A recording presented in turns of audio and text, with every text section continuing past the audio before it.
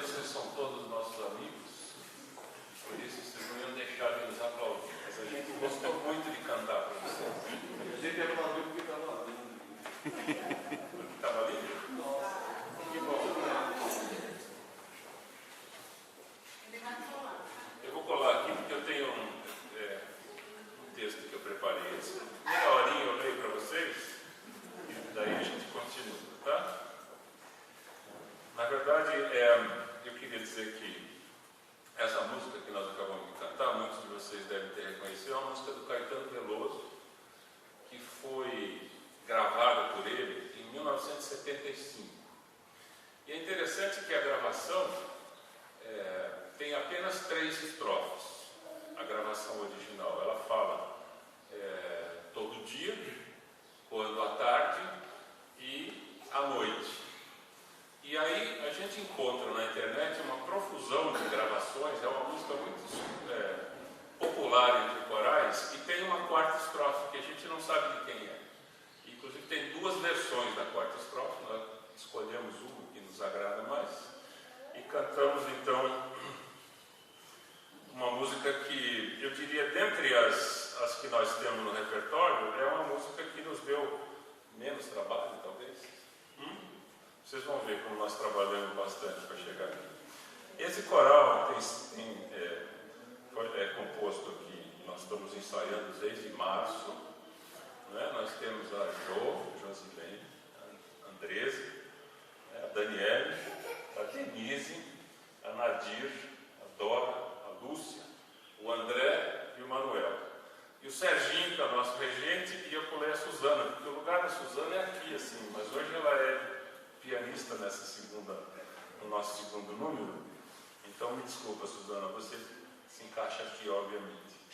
Esse acordes e o coral são iniciativas gêmeas. Na realidade, nós imaginamos, ao longo de muitos meses, anos de experiência com as nossas palestras aqui na casa, não as nossas, mas as palestras da casa, que talvez a gente precisasse acertar o dia da semana e as atrações para trazê-los. Se vocês estão aqui, nós estamos felizes. Nós estamos fazendo o Acordes desde abril, e a ideia é que ele, iniciado mensal, se torne mais frequente. Por exemplo, no mês passado, nós tivemos a quarta edição do Acordes, mas a 5ª foi uma edição extra. Nós tivemos o Nazareno Feitosa e a Camerata, né? E a ideia do Acordes era justamente fazer uma palestra sobre o tema evangélico, um passe no final para quem estivesse interessado, mas com uma atração adicional que era a música ao vivo. Então nós começamos o Acordes assim, nós temos tido uma camerata de músicos para fazer essa primeira parte, mas hoje nós, julgando que nós já estávamos prontos para essa primeira apresentação, ninguém teve frio na barriga. Todo mundo levantou pronto, não dá para ser já, né? A gente chegou aqui às 7 horas da manhã, fez essa montagem toda, repassou tudo, e nós estamos muito felizes de poder cantar para vocês. Na verdade, eu vou falar um pouco mais sobre o coral no próximo intervalo. Vamos cantar mais uma melodia agora.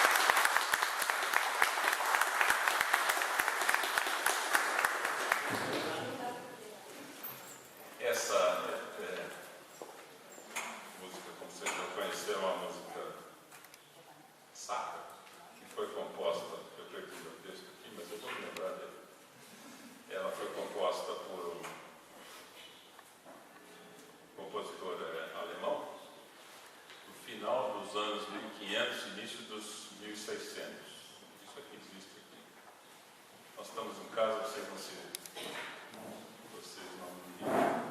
não reparam. Pronto, recuperei.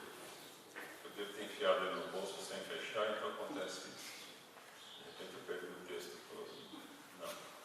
Ele está aqui. Na verdade, só queria falar um pouquinho sobre essa música, que na verdade ela se chama Da Patem Domini, e a letra é muito simples, como vocês perceberam, Da Patem Domini in diebus nostris, que quer dizer, dê-nos a paz, Senhor, nos nossos dias.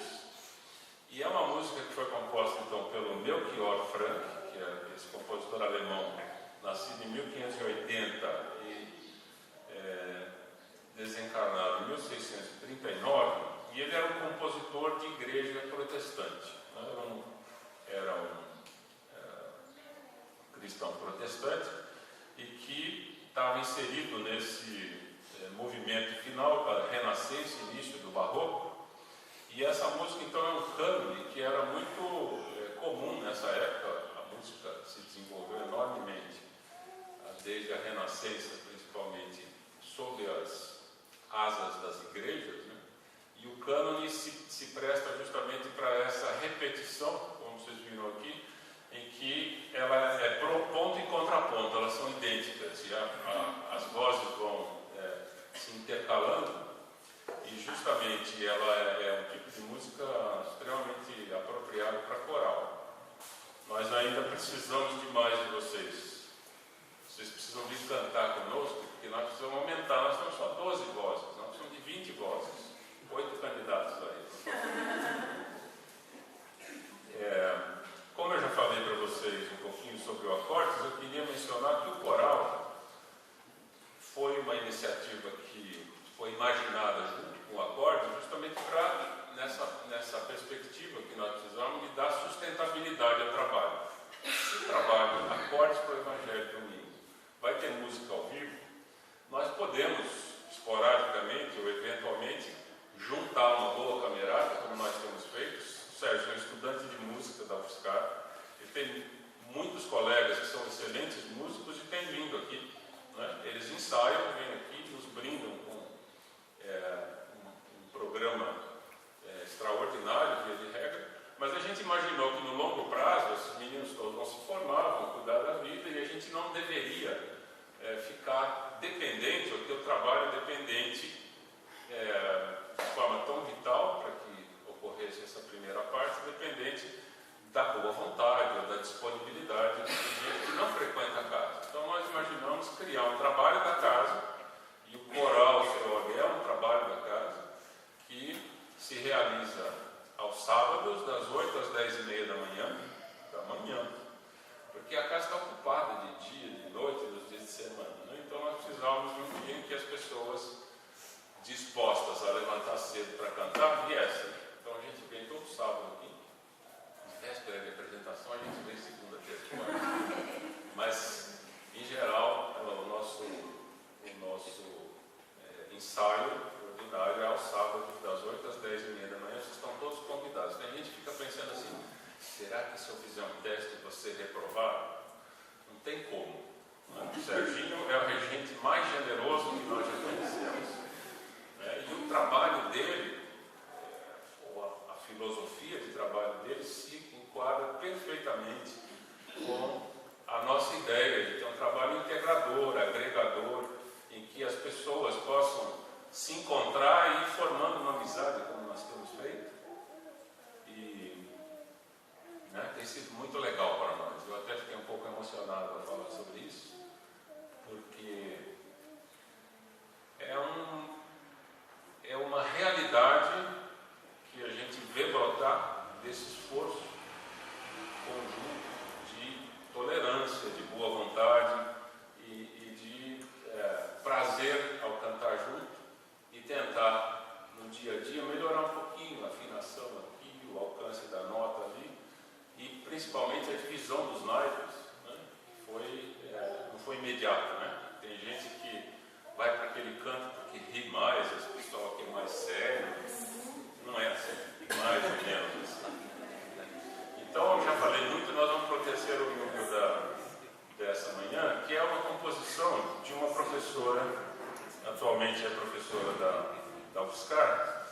ela se chama Desse Fragoso, e essa música então chama-se Ciranda da Lua. Certamente o número mais desafiador, no qual nós tivemos que trabalhar mais amplamente, mais profundamente, e a gente duvidou que estaria pronto para hoje, mas acho que vai dar para encarar. Vocês nos dizem depois.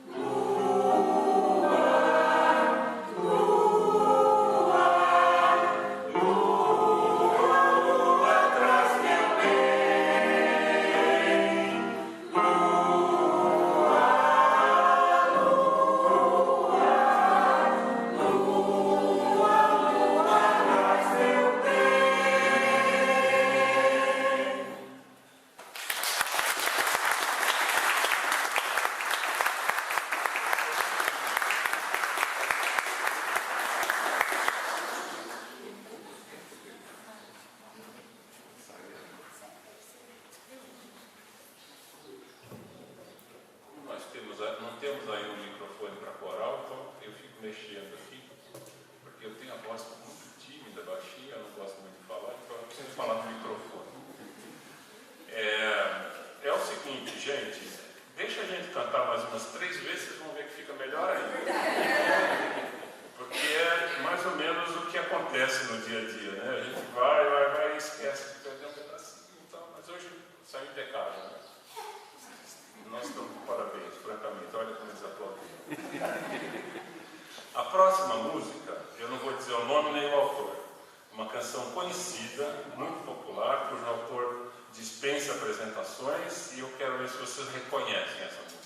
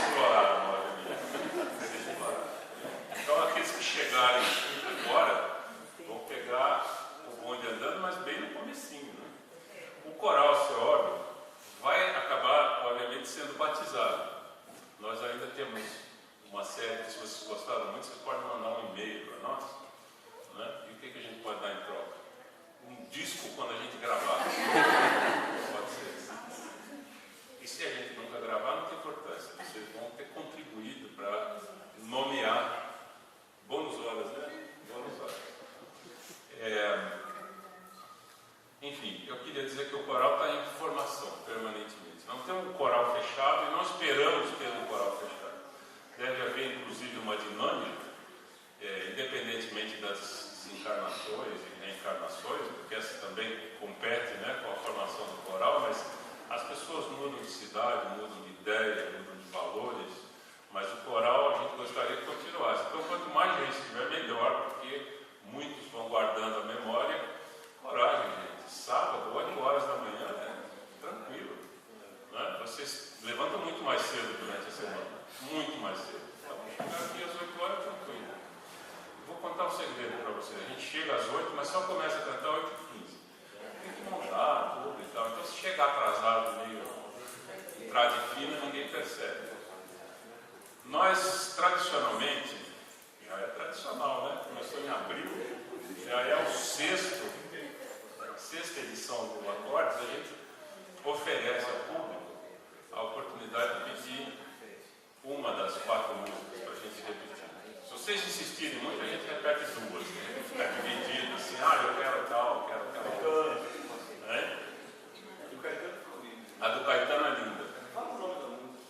A música do Caetano chama O Canto de um Povo, do Povo de um Lugar. O Canto do Povo de um Lugar. Nós temos um problema de logística, né? Vocês viram que nós brotamos da plateia. Agora aqui nós vamos começar daqui mesmo, né? Então faz de conta que nós estamos ali, né? E vamos cantar o Canto do Povo de um Lugar.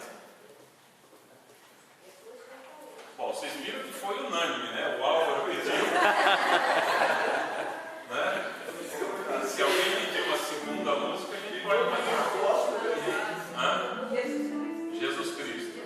Jesus Cristo. Da Pátria Domini e a Ciranda da Rua. Nessa ordem, todas as 4? Não, mas agora falando sério, vamos cantar todas as 4. Não, o pessoal está dizendo que o cachê para 8 músicas é pouco, tá? Então, no máximo 6.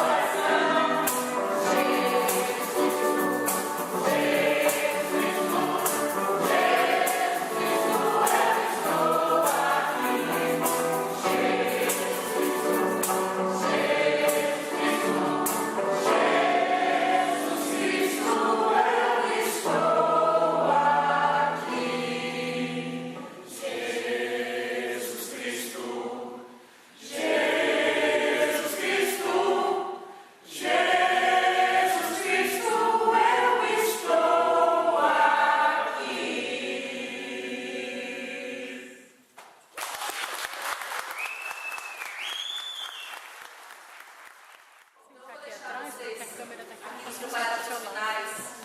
Todo mundo conhece o Adriano, não é? Também compõe a diretoria da casa, mas vai ajudar a gente também com os comentários evangélicos da manhã. Bom dia. Depois de uma introdução dessa, a gente fica bem mais leve, né? Fica bem melhor. Vocês todos estão de parabéns. Eu tenho certeza que eu estou falando em nome de todos os que estão aqui assistindo hoje. Ficou muito bacana, muito gostoso. Certeza que o caminho é esse, tá bom? Muito obrigado a vocês todos que participaram aqui do coral. Bom, como vocês estão vendo aí hoje, eu escolhi esse tema para a gente conversar. Eu peço desculpas pela apresentação, porque eu não sou um grande produtor assim dessas imagens, né? Essa aqui é mais para me ajudar até, mas eu tenho certeza que vai trazer algum auxílio para todos aqui.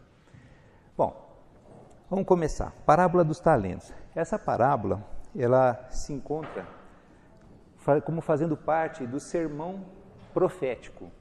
Esse sermão profético a gente encontra no Evangelho de Mateus. Todos os estudiosos do Evangelho de Mateus têm nessa passagem algumas explicações muito interessantes, né? Para que a gente possa entender, principalmente, segundo boa parte deles, quando a gente olha o conjunto, né? Como se fosse, vamos entender do ponto de vista da doutrina espírita, o que seria a nossa transição planetária, essa mudança que aconteceria no mundo, né? Então, dele fazem parte, como a gente vê aí no capítulo 24, as grandes tribulações que Kardec estuda no Evangelho segundo o Espiritismo, no capítulo 21, com o título Haverá falsos cristos e falsos profetas. Tá? A parábola da figueira, que não é a figueira que secou, é uma outra figueira que vai, conforme a mudança, né, daquela figueira que representava o povo de Israel, como nós já vimos, ela seria o prenúncio de uma nova era. Tempo de vigilância, parábola do servo vigilante. No capítulo 25, começa com a parábola das 10 virgens. Então, do capítulo 24 até essa parábola, Jesus chama a atenção para a importância da vigilância. Essencialmente, né, claro, há muitas outras coisas ali, mas a gente pega que a vigilância é algo importante, né, para o servo, ou seja, para cada um de nós. A partir da parábola dos talentos até o último julgamento, a ênfase vai ser dada para a ação. O que precisa fazer o ser humano, o que precisamos fazer todos nós aqui, para que cheguemos, para que encontremos o reino dos céus quando a gente ali chegar. Bom,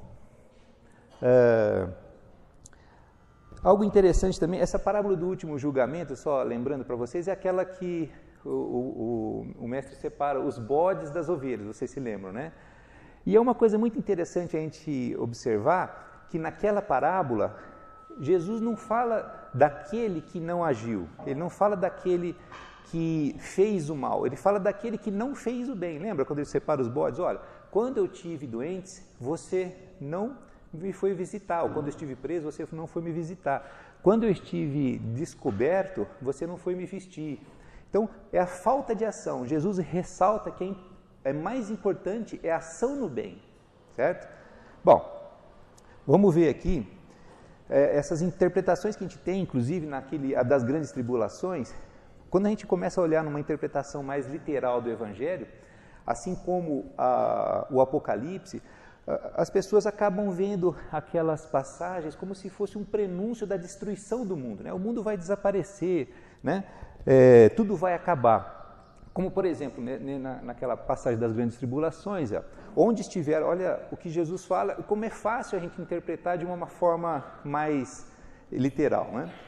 Onde estiver o cadáver, lá estarão os abutres, e logo depois da provação daqueles dias, o sol escurecerá, a lua não dará seu brilho, as estrelas cairão do céu, e os poderes do céu estarão abalados. Isso está aqui nessa mesma parábola, né, do 28 ao 31, como eu não falei antes.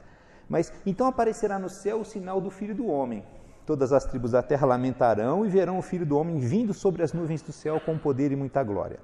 Ele enviará os seus anjos com grandes trombetas, e eles reunirão os seus escolhidos dos 4 ventos, da extremidade dos céus até a outra extremidade dos céus. Se a gente for lendo isso aí, na sequência, a gente vai achar mesmo, poxa, então uma hora a coisa vai acabar, né? Claro que a gente tira pequenas partes do contexto e sem ter um entendimento do que é que representava cada uma dessas passagens, cada entendimento que aquelas pessoas que estavam ouvindo Jesus falar fora daquela cultura e muitas vezes com uma dificuldade de tradução e ao mesmo tempo de comparação com o mundo moderno, uma sociedade ocidental, né? Tudo isso acaba ficando fora de contexto. Agora, olha como é que Kardec vai vendo de uma forma diferente, né? O Espírito ele vê essas passagens como um sinal da transformação pela qual o mundo vai passar, mas não no seu interior, né? A transformação moral que vai acontecer e que já está acontecendo, né? Então, quando a gente pega Kardec na Gênesis, no capítulo 18, a segunda parte, ele diz lá, Kardec, né? É, pois, da luta das ideias que surgirão graves acontecimentos preditos e não de cataclismos ou catástrofes puramente materiais. Os cataclismos gerais foram consequência do estado de formação da Terra. Hoje, não são mais as entranhas do planeta que se agitam, são as da humanidade. Ou seja, a partir desse momento, a partir da chegada do Consolador, a partir dos tempos previstos por Jesus, iniciar-se-ia, então, esse processo de renovação, de mudanças, né, que nós entendemos como... Está sendo muito frequente, né, a gente escutar bastante palestras no meio espírita a respeito dessa transição planetária, e que Kardec aborda na Gênesis, no capítulo 18 inteirinho, chamado São Chegados os Tempos. Bom, vamos ler a parábola, que é o assunto de hoje, para que a gente possa ir fazendo esse cabo aqui, para que a gente possa ir fazendo uma ideia dela, né? Começa, portanto, no capítulo 25 de Mateus, a partir do 14. Pois será como um homem que, ausentando-se do país, chamou os seus servos e entregou-lhes seus bens. A um deu 5 talentos, a outros 2, e a outro 1, a cada um segundo sua própria capacidade, isso é importante, e ausentou-se do seu país imediatamente. Tendo partido o que recebera 5 talentos, trabalhou com eles, e ganhou outros 5. Do mesmo modo, o que recebera 2, ganhou outros 2. Porém, o que recebera 1, saiu, cavou na terra e escondeu a prata do seu senhor. Muito tempo depois, vem o senhor daqueles servos e ajusta a conta com eles. Aproximando-se o que recebera 5 talentos, trouxe-lhe outros 5, dizendo: Senhor, 5 talentos me entregaste. Vê, ganhei outros 5. A gente dá a impressão, né, quando a gente começa a imaginar, de um ponto de vista mais literal, você já imagina a cara do Senhor, né, feliz, né, fazendo um positivo. Disse-lhe então o Senhor: servo bom e fiel, foste fiel sobre pouco, sobre muito te constituirei. Entra na alegria do Senhor. Olha o pagamento dele. Entra na alegria do Senhor. Aproximando também o que recebera 2 talentos, disse: 2 talentos me entregaste. Vê, ganhei outros 2. E o Senhor, muito feliz. Disse-lhe o Senhor: excelente servo, bom e fiel, da mesma forma que o outro, né? Sobre o pouco, foste fiel sobre o pouco, sobre o muito te constituirei. Entra na alegria do teu Senhor. Mas aproximando-se também aquele que recebera 1 talento, disse: Senhor, soube que és um homem duro, que ceifas onde não semeaste, e recolhes onde não espalhaste. Temendo, fui esconder o teu talento na terra. Vê, tenho o que é teu. A diferença, né, da frase: olha, te trouxe mais 2, olha, ainda... Aí ele chegou de uma forma bem mais simples: ó, toma o que é teu. Claro que o Senhor não ficou contente, né? Em resposta, o seu Senhor lhe disse: servo mau e preguiçoso, sabias que ceifo onde não semeei e recolho onde não espalhei. Portanto, deverias ter entregue as minhas pratas aos banqueiros, e quando viesse, receberia o que é meu com juros. Tirai-lhe, portanto, dele o talento e dai aos que têm 10 talentos. Pois a todo o que tem será dado e terá em abundância, mas aquele que não tem, até o que tem lhe será tirado. Lançai o servo inútil na treva exterior, ali haverá o pranto e o ranger de dentes. A gente vê que é uma linguagem dura, né? Jesus parece, poxa, mas Jesus é todo misericordioso, né? Que pai é esse que vai lançar a pessoa nas trevas exteriores? Vamos nos lembrar sempre que, da mesma forma que Moisés encontrou o povo judeu ainda num estado bastante primitivo, que precisava de imagens fortes, ainda havia essa necessidade de imagens fortes, como Kardec nos explica na avaliação ou na análise dessas parábolas. Mas as pessoas que tinham condição de entender, que já estavam preparadas para assimilar aquela mensagem, elas entenderam perfeitamente, né? Entenderam da forma que Jesus pretendia que elas compreendessem. essas imagens mais fortes eram certamente para atingir aqueles que ainda estavam um pouco mais primitivos, precisando de alguma coisa que lhes trouxesse na ideia uma parábola, né? uma ideia semelhante àquela que Jesus queria trazer. Então nós temos esses 4 itens aí para pensar nessa parábola. Quem é o homem? O homem, claro, é Deus. Os bens é tudo que está à disposição de todos nós, né? O próprio planeta, né? O ar, a luz do sol, a terra, os animais, as plantas, as próprias pessoas, as situações, tudo que nós encontramos aqui ao reencarnar. Esses são os bens que pertencem ao Senhor. A gente sabe que nada aqui é nosso porque a gente simplesmente não leva nada. Então, esses bens são do Senhor, são de Deus. Servos somos nós, né? Cada um de nós, espíritos reencarnados aqui, somos os servos. E os talentos? Essa aqui é uma parte interessante, porque talento era uma forma de você atribuir medidas de peso, mas também de valor. Parece que talento era tipo de uma circunferência feita de prata, pesando por volta de 26 quilos de prata. Bom, esses talentos corresponderiam a 6.000 denários. Então, um talento era 6.000 denários. O que é denário? Uma moedinha que pesava aproximadamente 4 gramas. Eu já fiz a conta, 6.000 vezes 4 gramas dá mais ou menos essa quantidade de prata aí que vocês viram, que eu falei para vocês. Então, cada denário, uma pessoa ia na padaria e comprava 8 quilos de pão à época. Então, dá para a gente ter uma ideia. Se você multiplicar isso por 6.000, né, 6.000 significa o quê? 19 anos de trabalho daquelas pessoas ali. Porque se a gente pensar assim, naquela época não tinha férias, né? A maioria das proteções sociais não existia. Então, eles tinham que trabalhar de domingo até a sexta-feira, e o sábado era dia sagrado, então ninguém trabalhava. Dava 19 anos. Então, é uma proporção de valor interessante, né? Uma outra forma que a gente tem, se a gente for pensar pela prata, né? O quilo da... Eu fui atrás dessas coisas. O quilo da prata, aliás, o grama do prata, a prata próxima, imagino eu, daquela que existia na época, é hoje 28 centavos de euro. Se você for fazer uma conta, vai chegar mais ou menos 26 mil reais o quilo da prata, ou melhor, o talento, né? Os 26 quilos. Então, se a gente for pensar assim, aquela pessoa que recebeu um talento está recebendo 26 mil reais aproximadamente. Depois, 52 mil reais. Depois eu esqueci a conta que eu fiz aqui, mas vai dar 5 talentos, vai dar bastante coisa, né? Agora, se você pensa em termos de pão, né? O quilo do pão hoje está mais ou menos 10 reais. Vamos fazer uma conta fácil, tá? Se você comprar 8 quilos de pão, seriam 80 reais, né? Fazendo essas contas, vai dar perto de 200 mil reais um talento. Então, 2 talentos, 400, daria mais ou menos 1.300, fazendo a conta certinho, mais ou menos 1.300 quando você recebe 5 talentos. Para que a gente está fazendo essas contas todas aqui? Isso aqui dava, como eu estava falando antes, Jesus exprimiu uma assim, olha, você recebe muito, você vem recebe muito de Deus. O Senhor, o homem, que deixou os seus servos, deixou eles muito bem, né? Não deixou ao desamparo. Quando você recebe um talento, era perto, se a gente fizesse a conta do pão, principalmente, a gente vai ver que era quase 200 mil reais. Então, é um negócio bastante importante para a gente considerar. Então, os talentos espirituais devem ser tratados com respeito, né? Não é uma coisa que a gente ganha assim e está fácil.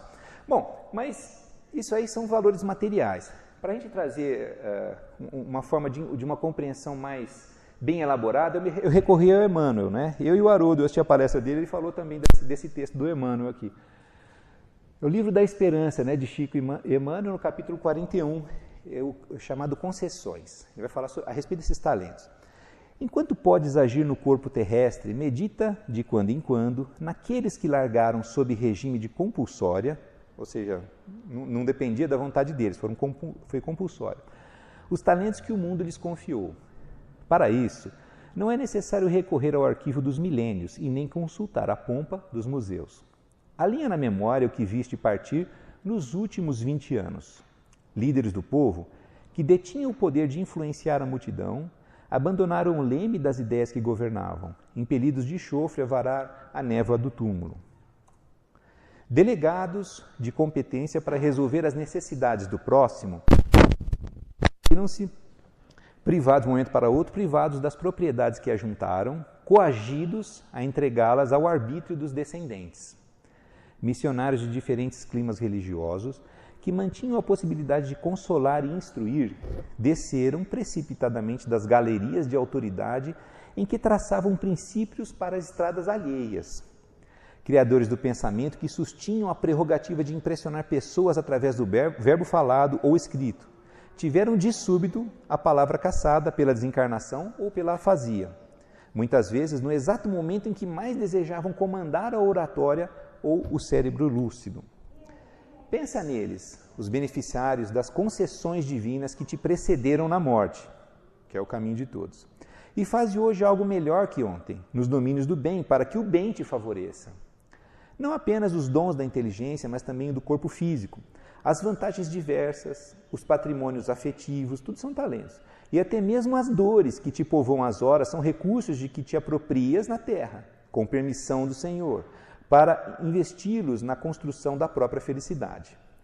As leis que vigem no plano físico são fundamentalmente as mesmas que orientam as criaturas no plano espiritual. Só pegar o livro dos Espíritos e ir lá, as leis morais. O empréstimo fala sempre da generosidade do credor que o concede. Se a gente só fizer uma conta rapidamente aqui, com aqueles valores dos pães, dá para a gente perceber a generosidade espiritual que sempre é infinitamente maior, né? Mas revela igualmente na contabilidade da vida o bem ou o mal que se faz. Vamos agora ver a situação de cada um daqueles servos, né? O que aproxima aquele que recebeu 5 talentos daquele que recebeu 2? Bom, todos os dois tinham para isso condições para receber, um 5 e o outro 2. Ele não deu o de 5 talentos para aquele que tinha condição para receber 2 e vice-versa. Ele deu cada um de acordo com a sua capacidade, sem privilégios, né? Os dois utilizaram esses talentos de forma agradável ao Senhor, né? E foram recebidos, né, pelo Senhor com a aprovação do seu trabalho. Porque esses daí, eles utilizaram esses talentos não apenas para si, como para o meio daqueles que os cercavam, né? Como a gente vê, vamos voltar um pouquinho, segundo nos ensinou Emmanuel, são talentos para as pessoas, não apenas para si próprio. Então eles utilizaram para si e principalmente favoreceram o meio. Eles utilizaram amor, né? Quando você tem 5 talentos, né? Quando você tem 2 talentos, você tem uma capacidade espiritual para trabalhar, né? Então nós temos que pensar que aquele que tem 5 talentos provavelmente é aquele que vai se utilizar da sua encarnação para uma atividade de mais ampla repercussão, né? A gente pensa assim, sempre assim, as figuras de importância na história, né? Por exemplo, São Francisco, Santo Antônio de Pádua, né? Chico Xavier, Madre Teresa, esses que estão mais próximos aqui, né? São contemporâneos a gente. Então são pessoas cuja relevância é bastante grande, tanto no campo da moral, quanto no campo, se a gente lembrar sempre das asas, né, do crescimento do espírito, que são a moral e a inteligência, essas pessoas que vêm também trazer os seus atributos intelectuais para promover progresso para a humanidade, não apenas aqueles que ganham os prêmios nobres, né, da química, da física e tudo mais, da paz também, né? São pessoas que vêm contribuir. Então, a repercussão é grande, né? Aquelas pessoas que em conjunto vão desenvolvendo elementos materiais para que a sociedade progrida com eles. São pessoas que têm uma capacidade maior, esses detêm 5 talentos. Os de 2 talentos são de responsabilidade também, mas elas não são tão amplas, elas são mais restritas à comunidade em que eles frequentam, né? Se um administrador da cidade aqui, ele tem 2 talentos para administrar. O quanto ele vai trabalhar com esses 2 talentos, melhor ou pior, vai ser mais ou menos meritório para ele, mas ele tem capacidade para esses 2. Chefes de família, mães, pais, né, que tem uma pequena sociedade ali na sua casa para administrar, para orientar, né, para mostrar caminhos, para trazer as noções espirituais importantes dentro da família, no evangelho no lar, na sua conduta, no seu dia a dia. tenha essa atividade de 2 talentos. Se ele conseguir, com amor, multiplicar, ele vai chegar na hora de receber, na hora de devolver os talentos, ele vai ser agraciado da forma como ele agiu, né? Da mesma forma, eu me utilizei da literatura de André Luiz, né, no Missionários da Luz, capítulo 12, ele fala a respeito dos completistas, né, que são aqueles espíritos que aproveitaram todas as oportunidades de crescimento espiritual que aquele corpo, que aquela oportunidade lhes permitia. Então, eles podem ser considerados também os completistas que André Luiz nos ensina lá. Bom, para entender melhor como seria essa situação, mais uma vez eu recorri ao Emmanuel, e o Emmanuel nos traz aí no capítulo 75 do livro Fonte Viva, a mensagem chamada administração. Eu entendo que esses 2, tanto de 5 quanto de 2, entenderam bem o que Jesus pediu para eles. Então, na essência, cada homem é servidor pelo trabalho que realiza na obra do Supremo Pai. E, simultaneamente, é administrador, enquanto servo, né? Porquanto cada criatura humana detém possibilidades enormes no plano em que moreja. Tem possibilidades grandes, elas estão ali no seu ser, então ele pode fazer, né? Mordomo do mundo não é somente aquele que encanece ou clareia os cabelos, né, fica mais branquinhos assim, à frente dos interesses coletivos nas empresas públicas ou particulares, combatendo intrigas mil, a fim de cumprir a missão a que se dedica.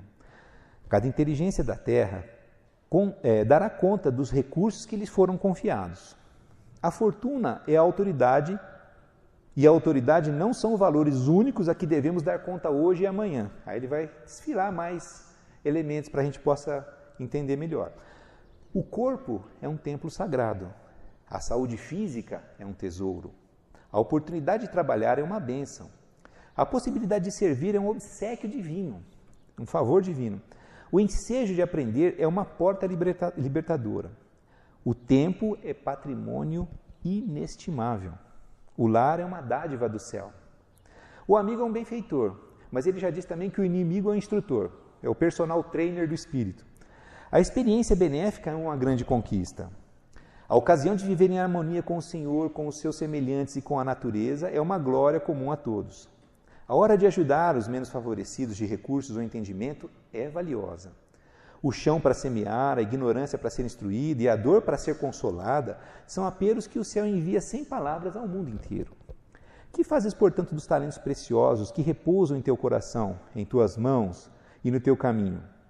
Vela pela própria tarefa no bem, diante do Eterno, porque chegará o momento em que o poder divino te pedirá. Dá conta da sua administração.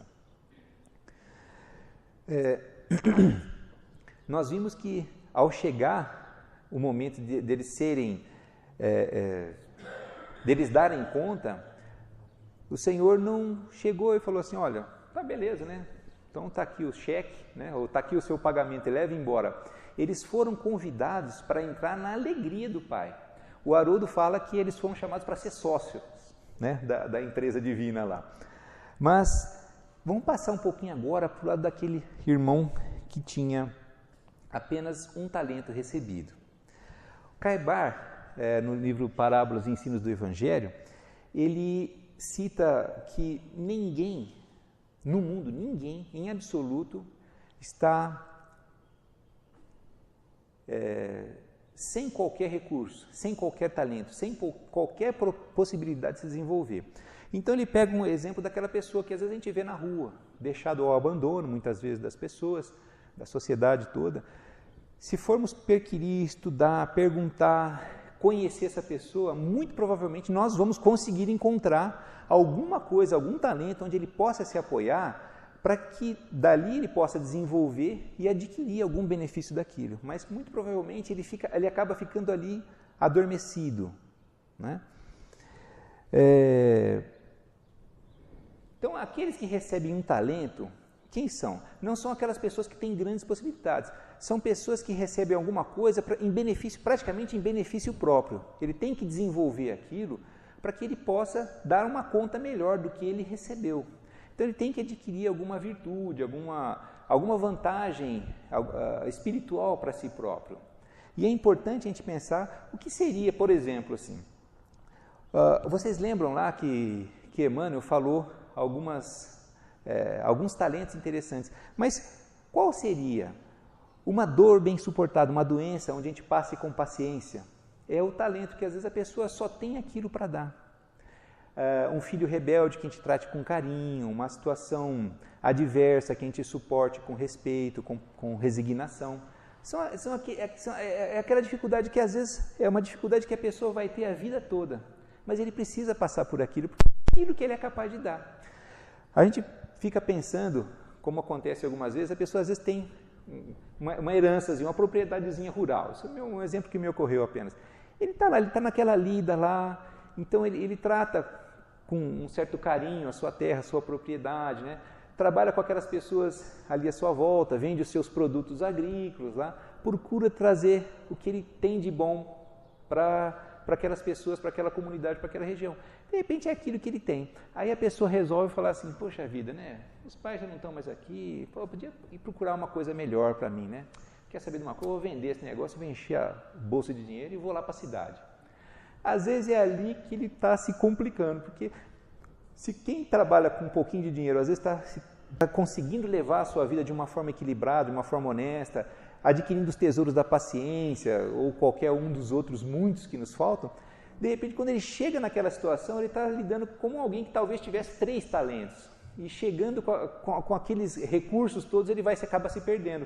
Da mesma forma que o filho pródigo.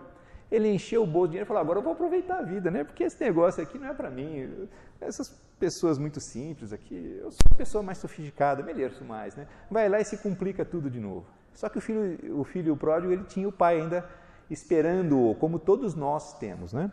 Então é aquilo, a pessoa tem aquilo para se desenvolver. Então ele precisa se dedicar àquilo que é o seu dom, o seu talento, a sua capacidade espiritual ou material. E o Chico, ele fala uma coisa muito interessante, né? Nós falamos da pessoa que tinha a sua vidinha, tinha as suas possibilidades e resolveu pegar o dinheiro para se colocar numa situação que ele achava mais digna dele. Tem uma história muito interessante que ele recebeu alguém para conversar lá, eles foram para um lugarzinho separado para conversar, né? Porque a pessoa era uma pessoa muito rica, as pessoas ali à volta falaram, nossa, esse cara tem dinheiro para danar, o que será que vai acontecer aí? E o Chico foi conversar com ele, né? Aí o Chico saiu triste, né? Aí quando ele chegou, conversando com o pessoal, todo mundo sempre muito curioso, queria saber, aí Chico, o que foi lá? Eu nunca vi um cara tão pobre que nem esse, né? Aí o pessoal já, nossa, o cara deve ter virado um tombo, né? Não tem mais dinheiro para mais nada, esse cara aí, puxa, aí a curiosidade, né? Ficou espicaçada, mas, e aí, por que, Chico? Esse homem é tão pobre, mas tão pobre, que a única coisa que ele tem na vida é dinheiro. Era o único patrimônio que ele tinha. E ainda estava tendo dificuldades com ele. O que significa isso aí? O Espírito Fenelon, no Evangelho segundo o Espiritismo, capítulo 16, ele analisa a situação daquele homem que recebeu apenas um talento de uma forma como se alguém que usa aquilo que recebe do Pai com avareza, com egoísmo, ele está se sujeitando a ficar naquela situação daquele homem que recebeu apenas um talento, porque ele não colocou o quê? Ele não colocou um algo mais, um algo de seu, alguma coisa que pudesse multiplicar aquilo. Às vezes, numa função muito simples que a gente se coloca na vida, a gente pode exercer aquilo de uma forma metódica, matemática apenas, né? Minha função é ficar ali na porta entregando papelzinho. Então a pessoa passa. Aliás, aqueles papelzinhos vocês guardem que depois vocês vão poder visitar o camarim dos cantores, viu? Não percam lá, só que vai ser sorteado, tá? Então eu posso ficar ali entregando os papeizinhos, mas eu posso dar um sorriso, né? Eu posso perguntar, olha, como vai você, tudo bem e tal? Poxa, gostou da última vez que você veio aqui e tal, que bacana, seja sempre muito bem-vindo. Então você pode agir de 2 formas, assim como você pode ser na sua vida, né? De repente eu trabalhei vários anos numa empresa, a única coisa que eu sabia fazer lá, que era a minha função, era fazer o café. Mas eu podia fazer o café, podia levar para as pessoas, podia ser agradável, ou eu podia fazer o café que nem uma máquina, entrega lá aquelas que você aperta o botãozinho, né? Vai lá, pega, vira as costas e vai embora. Se eu soube fazer a diferença, se eu soube trazer um pouco mais de mim, do meu, multiplicar aquilo que eu recebi, aí eu estou agindo da maneira que Deus espera de nós. Agir com amor, não como um egoísta que chegou lá, está aqui, você me deu, uma transação simples. Não é assim que as coisas funcionam no mundo espiritual, elas funcionam com amor. Aqueles espíritos que receberam 5 talentos e 2 talentos, eles empregaram algo mais. Eles foram à terra fértil, né? Que tem na parábola do semeador. A terra boa produziu por 100 vezes, produziu por 60 vezes, produziu por 30 vezes, porque tinha um algo mais para ser entregue. Ou seja, tinha o amor que existia dentro daquelas pessoas. Diferentemente desse outro, ele foi apenas egoísta, ele só agiu pensando em si próprio, ele foi avarento, certo? Bom, na sequência, vamos ver como, mais uma vez, vamos ver como é que Emmanuel nos explica a respeito desse homem que tinha apenas um talento. Vamos ver a avaliação que ele faz, que é muito interessante. Na parábola dos talentos, o servo negligente, chama-se tenho medo, tá? Tendo medo. O servo negligente atribui ao medo a causa do insucesso em que se infelicita. Receber a mais reduzidas possibilidades de ganho, contar apenas com um talento e temer a lutar para valorizá-lo. Quanto aconteceu ao servidor invigilante da narrativa evangélica, há muitas pessoas que se acusam pobres de recursos para transitar no mundo como desejariam e recolhem-se à ociosidade alegando o medo da ação. Medo de trabalhar, medo de servir, medo de fazer amigos, medo de dizer que é espírita para os outros, medo de desapontar, medo de sofrer, medo da incompreensão, medo da alegria, medo da dor. E alcançam o fim do corpo como sensitivas humanas. Sensitiva é aquela plantinha que vocês já viram quando está no meio do mato, você encosta nela, ela se encolhe. Sem o mínimo esforço para enriquecer a existência. Na vida agarram-se ao medo da morte, na morte confessam o medo da vida. E a pretexto de serem menos favorecidos pelo destino, transformam-se gradativamente em campeões da inutilidade e da preguiça. Se recebeste, pois, mais rude tarefa no mundo, não te atemorizes à frente dos outros, e faze dela o teu caminho de progresso e renovação, por mais sombria que seja a estrada a que foste conduzido pelas circunstâncias.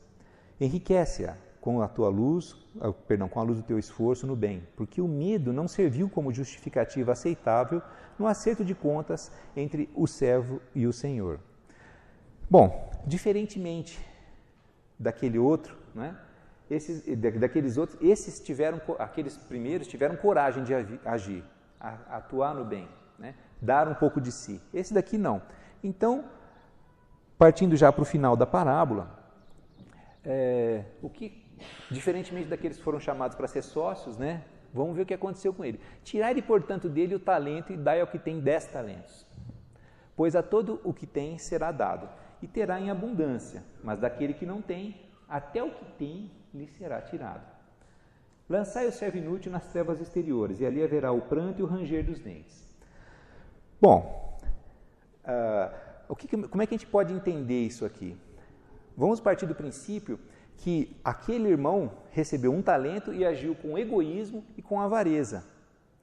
Nós temos que pensar também que Deus não age apenas com amor e misericórdia. Ele sabe quando é o momento daquele servo, daquele espírito, passar pelas dificuldades necessárias, né? Passar pela dor, para que ele possa adquirir uma capacidade maior para lidar com aquilo que lhe venha a ser dado futuramente, quando ele tiver novamente condições para isso, né?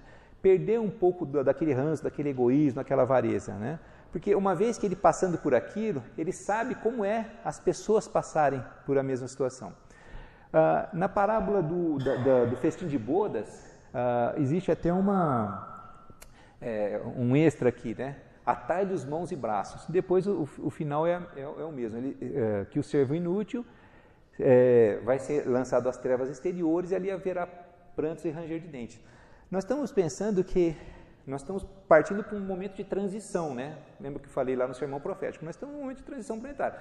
O mundo vai ficar melhor, né? Nós sabemos que haverá ainda dores, dificuldades, mas não haverá essa indiferença social que ainda existe muito fortemente aqui entre nós, ainda, mesmo entre nós espíritas. Nós teremos um mundo onde nós vamos ter a possibilidade de exercitar muito mais amplamente a caridade, o amor, né? Então, isso é um mundo de transição. Quando não houver mais condições para a encarnação de espíritos um pouco mais primitivos, obviamente o reencarne vai ser em mundos onde a dificuldade é muito maior. Né? A luz evangélica, a luz do progresso espiritual e científico que existe hoje no nosso meio, não vai acontecer lá. É um mundo bem primitivo. Né? Então haverá dificuldades, e para aquele que enfrentou as facilidades, ou melhor, para aquele que estava acostumado com as facilidades, vai sofrer mais. É sempre muito mais difícil uma pessoa que estava lá na riqueza, no bem-estar, no bem bom, passar para a dificuldade, para a pobreza e não ter mais recursos praticamente para nada, ter que trabalhar ali todo dia, do que aquele que estava sofrendo dificuldades enormes e é promovido para o bem-estar material. É bem mais fácil, né? Todo mundo sabe disso. Então, isso significa a dificuldade que ele vai passar, não apenas no mundo de transição, mas até numa própria reencarnação posterior, mesmo que no mesmo mundo, ele vai ter que passar por essas mesmas dificuldades. Por isso que ele vai passar para as trevas, passar pelas dificuldades, né? O pranto e o ranger de dentes significam as dificuldades que as pessoas vão acabar enfrentando pelo fato de não ter tido o bom senso de colocar em si um pouco mais do que ele tem para que aquele patrimônio possa ser multiplicado. Essa era a mensagem que eu trouxe para vocês. Tenho certeza que hoje sairemos daqui muito mais leves, porque nos reunimos aqui junto com os representantes do Senhor junto de nós, recebemos muito e agradeçamos a Deus por mais essa oportunidade. Eu espero que a nossa semana que vai se iniciar agora seja uma ótima semana e que a paz de Deus, a paz de Jesus avance em nossos corações sempre. Muito obrigado a vocês todos, viu?